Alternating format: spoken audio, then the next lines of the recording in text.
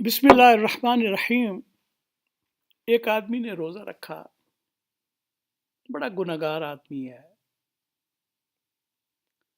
रोज़ा रख लिया, गर्मी का मौसम है, टेम्परेचर जो है वो 50 डिग्री से ऊपर है, दोपहर का टाइम है, प्यास से उसका बुरा हाल है।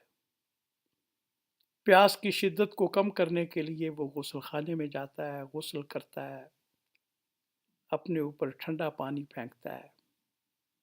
उसे गुस्ल की ज़रूरत तो नहीं है, असल में तो उसे प्यास लगी है। लेकिन सवाल ये पैदा होता है कि वो गुस्ल खाने की उस तन्हाई में भी थोड़ा सा पानी क्यों नहीं पी लेता।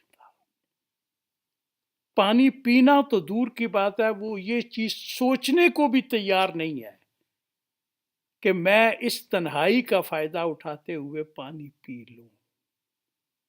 बल्कि इससे आगे मैं मिसाल दूं कि वो कुली करता है वुजू के लिए, या वैसे कुली करता है, कुली करने की इजाजत है।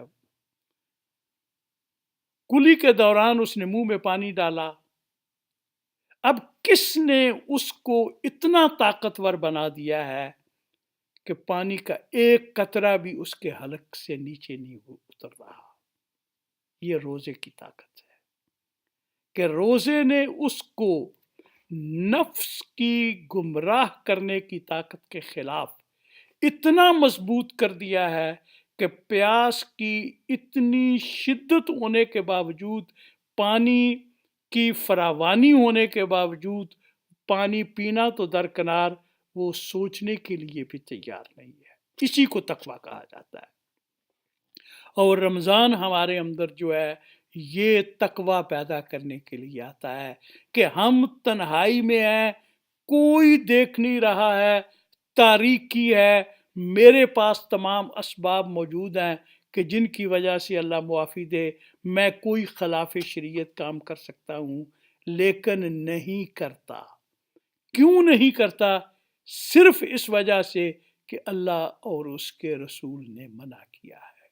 और पूरा रमज़ान जो है वो हम पूरा दिन हलाल खाने से रुके रहते हैं। क्यों रुके रहते हैं? इस वजह से कि अल्लाह और उसके रसूल ने मना किया है।